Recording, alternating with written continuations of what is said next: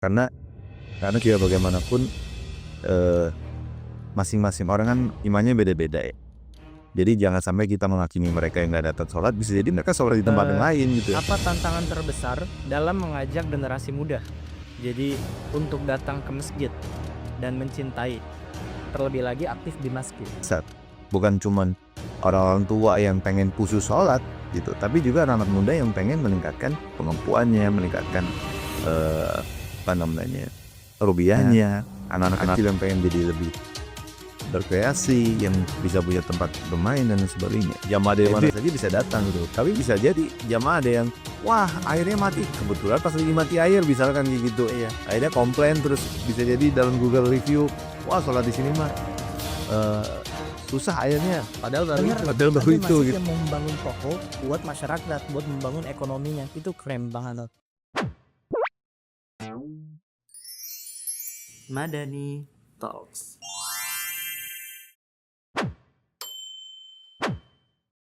Bismillahirrahmanirrahim. Assalamualaikum warahmatullahi wabarakatuh. Waalaikumsalam warahmatullahi wabarakatuh. Halo teman-teman semua, mantap luar biasa. Jadi selamat datang di podcast yang bukan sekedar podcast, tapi di podcast ini kita akan diberikan inspirasi dan solusi. Apa yang akan kita dapatkan di sini, yakni terkait dengan hal yang menurut kita sepele, namun ini hal yang sangat penting. Apa itu? Masjid.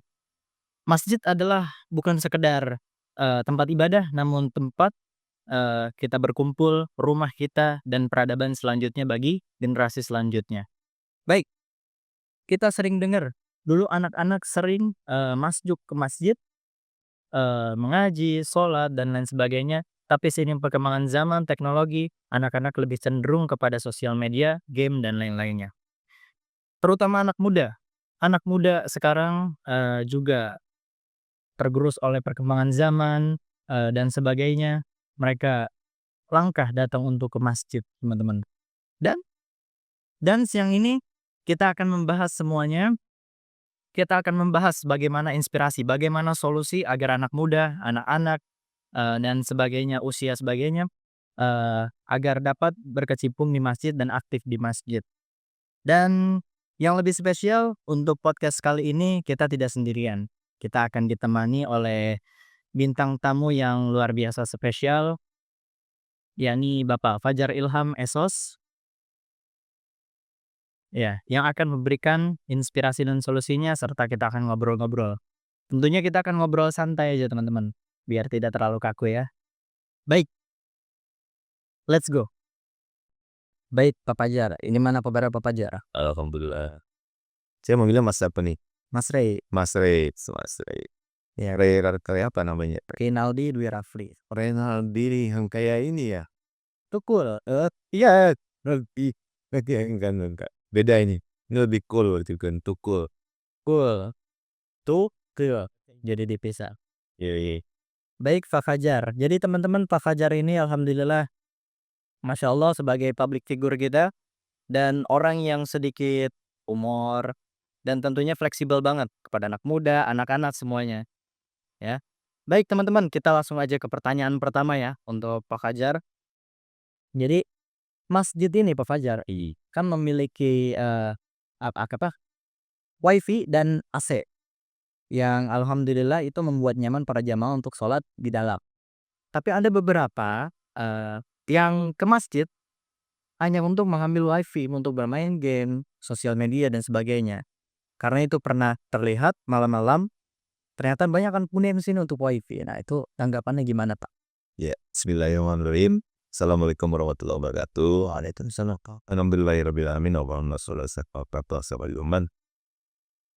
Mas Rey, pertama teman-teman membenarkan bahwa kami diamanahkan menjadi ketua yayasan Nur Alamin yang menaungi salah satunya dalam Masjid Al-Amin, lalu TPA TPQ Al-Amin, Majelis Kalim Al-Amin yang berada di Komplek Persanggrahan Pemai Petukangan Selatan.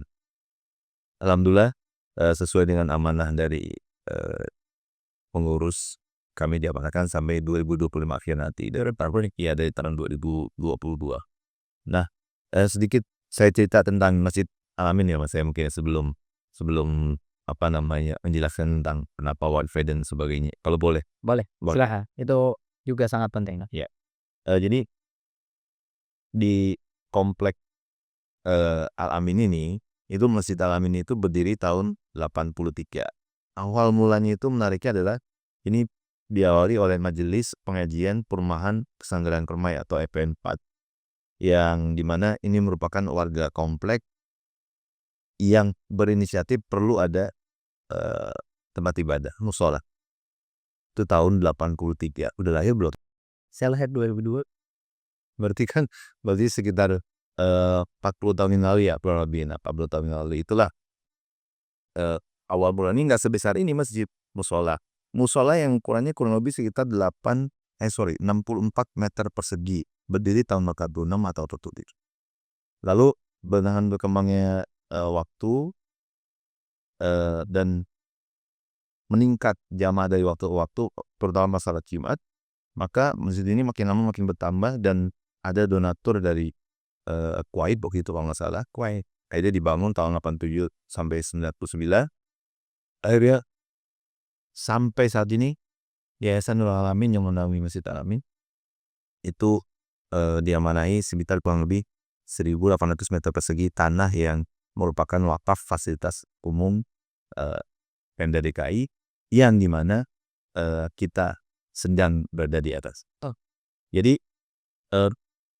prosesnya itu panjang, nggak tiba-tiba kita bisa lihat seperti ini ya dengan nyaman. Alhamdulillah, jamaah dari berbagai macam kalangan, bahkan boleh dibilang Masjid Al-Amin ini bisa jadi jamaahnya itu sekecamatan Pesanggerahan. Bahkan di luar kota Jakarta pun orang Tangerang juga ada beberapa yang sholat ke sini gitu. Iya. Saya nggak tahu apa motivasinya, tapi jelas kita berusaha membuat jamaah senyaman mungkin, khusyuk mungkin dalam beribadah. Nah, kaitannya tadi dengan fasilitas AC dan sebagainya, saya kira semua masjid tampil kalau ada pasti ada sini ya rata-rata ya, untuk membuat kenyamanan jamaah. Tapi yang paling penting adalah perawatan. Dan alhamdulillah Dewan Pemakmuran Masjid yang diketuai oleh Dr. Pak Purnomo itu bersama dengan tim Marbot sudah berusaha semaksimal mungkin untuk membuat nyaman dengan kita sediakan minum ya. Di luar bulan puasa, di bulan Ramadan ya, ada air minum sendiri, ada toilet, ada 4 toilet di laki-laki dan ada 3 atau 4 toilet di perempuan. Lalu ada 42 yang bersihin selalu mudah-mudahan, dan ini juga sedang lagi ada perbaikan di toilet. Dan kaitannya dengan wifi, kenapa sih dibolehin? Kalau buat masjid, pertama wifi yang ada di masjid ini adalah wifi bagian dari pelayanan kepada masyarakat. Soal masalah bagaimana mereka menggunakannya dan sebagainya itu adalah kembali ke tanggung jawab pribadi masing-masing. Mereka bisa nggak bertanggung jawab ketika diberikan sarana wifi? Ya, masjid itu berupaya untuk semoga yang diakses adalah yang baik-baik. Pertama itu. Terus yang kedua, yang tadinya nggak mau ke masjid, paling nggak ke masjid. Yang tadinya belum pernah ke masjid karena mereka butuh, mereka ke masjid. Nanti dari situ mulai diajaklah untuk sholat, mulai diajaklah untuk kegiatan-kegiatan masjid dan sebagainya. Itu mungkin ruh kenapa kita berikan akses free wifi, sehingga masjid itu bisa, terutama anak-anak muda, mata nyaman. Karena kan sekarang kita nggak bisa lepas dari gadget ya. Jangan sampai ada fakir miskin, ada fakir data kan itu ya. Ada fakir data, ada report itu. Gitu kira-kira. Jadi bahasanya bikin nyaman dulu, nanti ke depannya ya udah bisa gabung nanti. Jadi dibikin nyaman dulu kemudiannya. Oke. Jadi itu terkait dengan wifi dan AC teman-teman.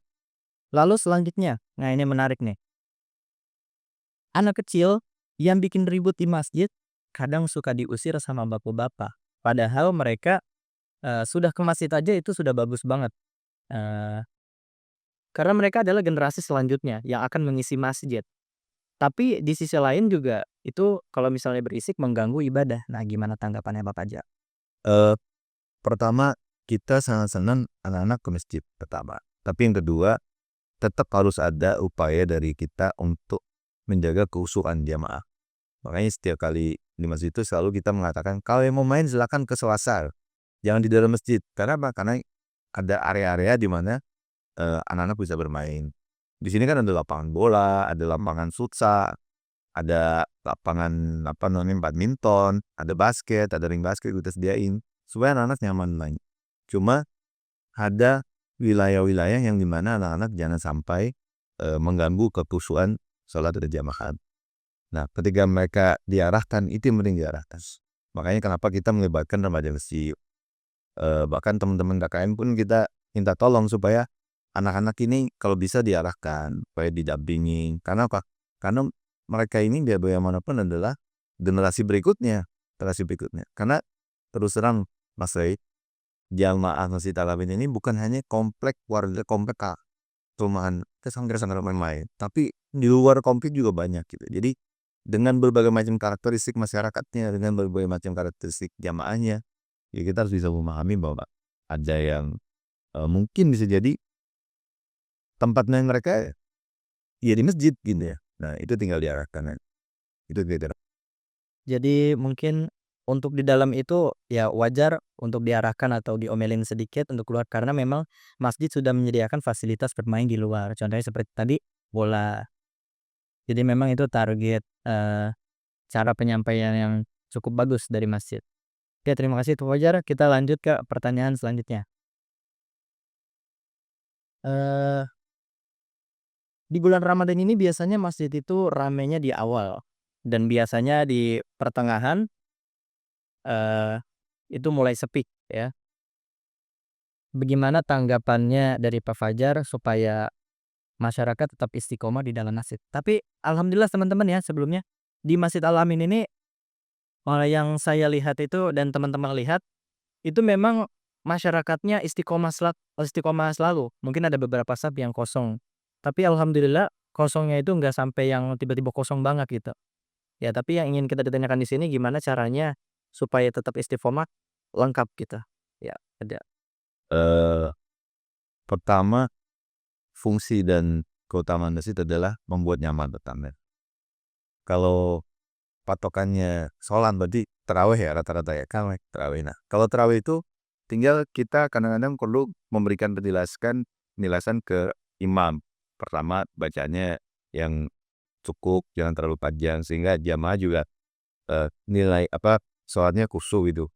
Kan ada juga kan jamaah yang bisa jadi dia nggak lagi sholat di tempat itu karena bacanya panjang gitu, misalnya kayak gitu. Oh, saya kan harus pulang kerja, harus pulang ke rumah dulu, gitu. Macam-macam lah banyak ini. Terus kaitannya dengan pelayanan masjid misalnya.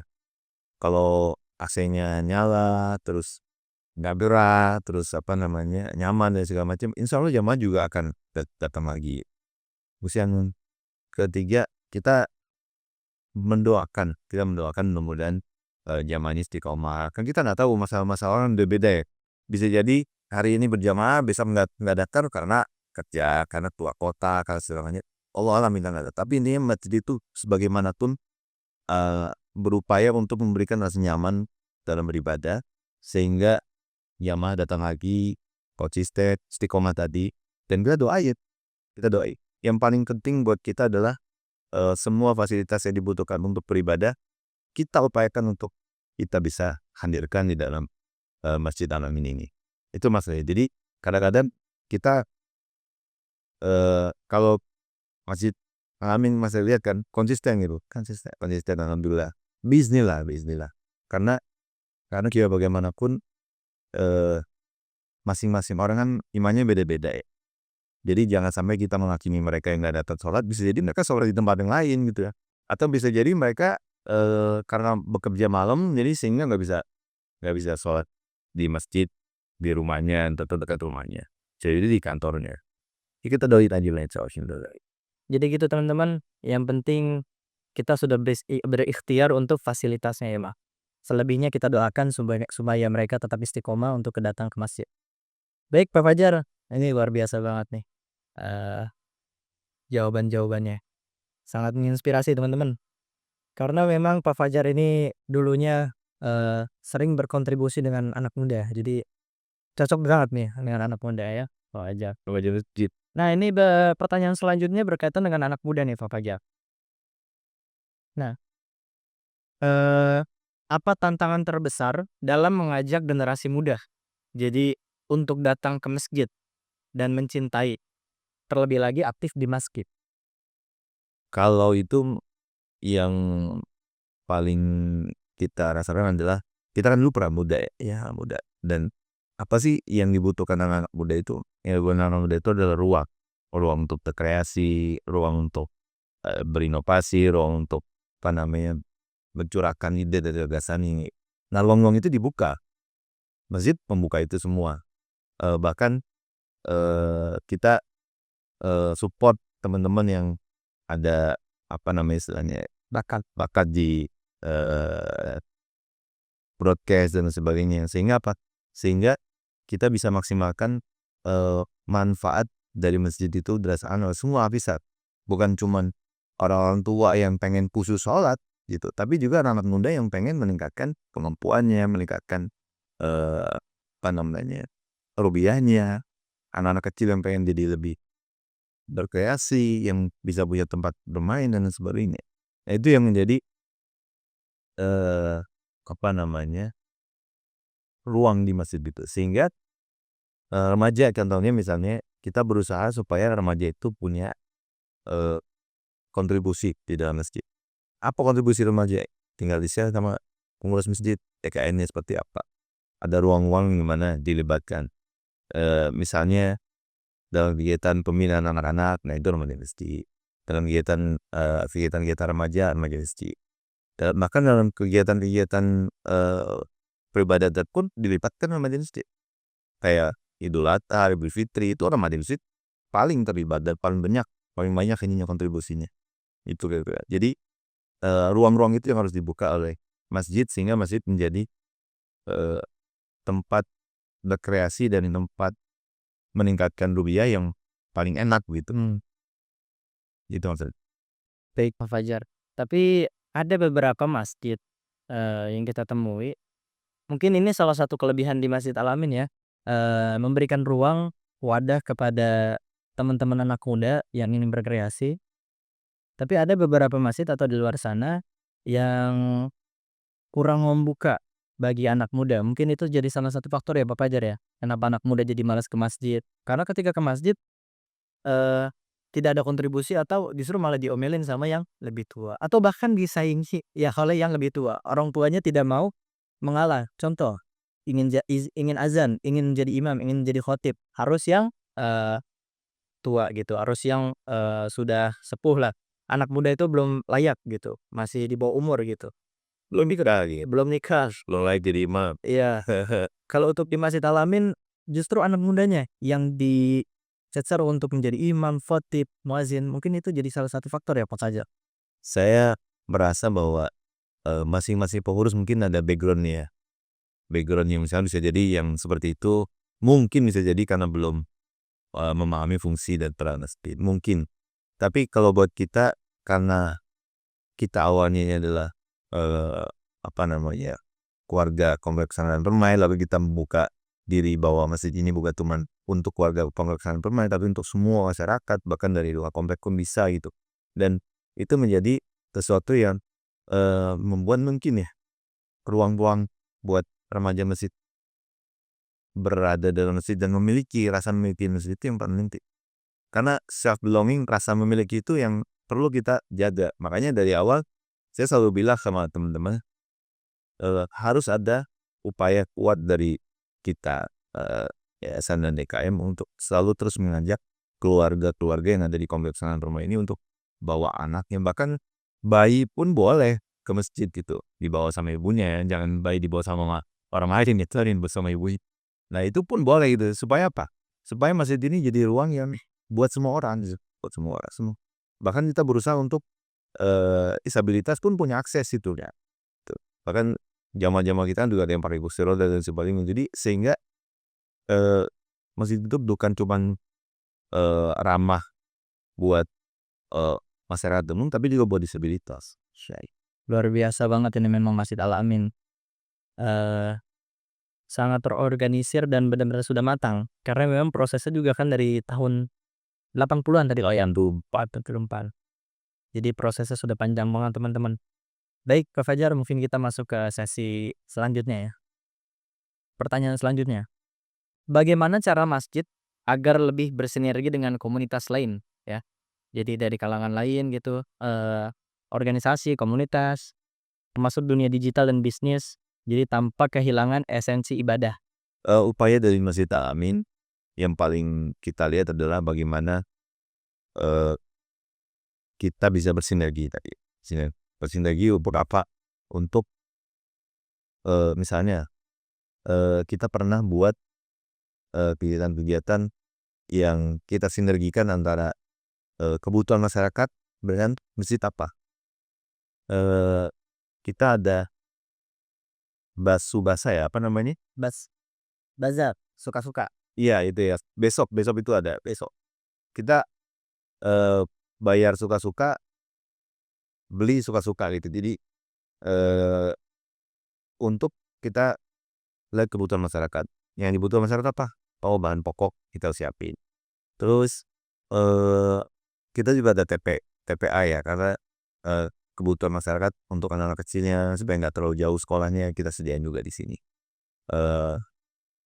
Ruang bermain juga kita sediakan supaya apa? Supaya dari mulai kecil sampai yang dewasa itu punya ruang untuk tadi, untuk menjadikan masjid itu sebagai part of bagian dari kehidupan mereka.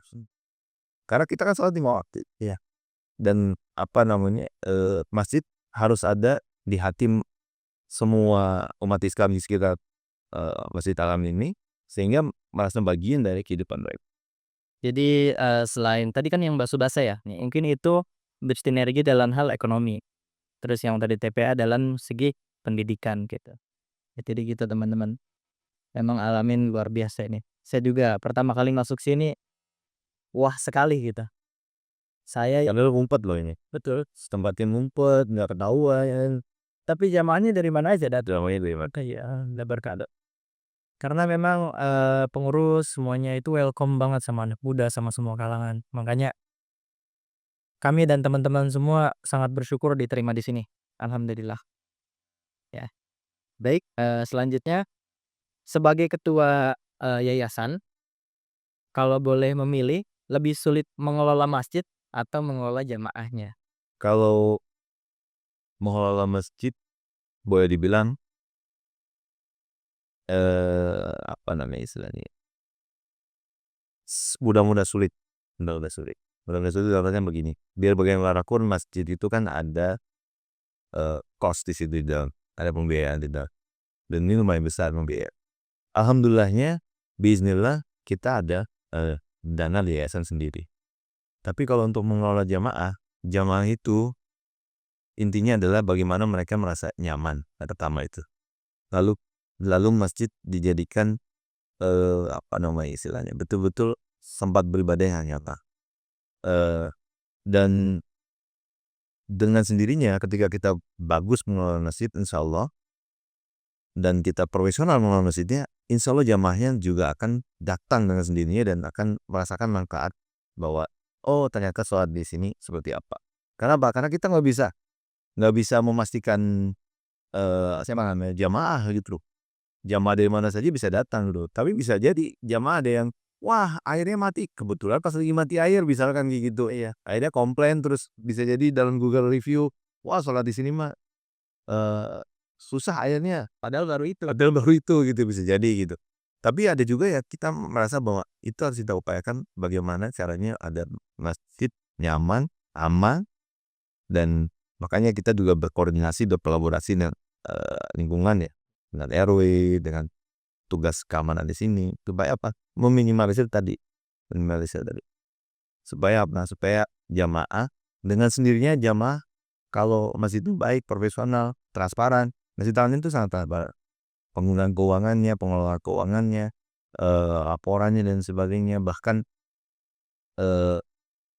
kontribusi setiap hari pun kita jelaskan tuh Mbak. Nah itu yang membuat akhirnya jamaah kembali lagi jamaah membaca.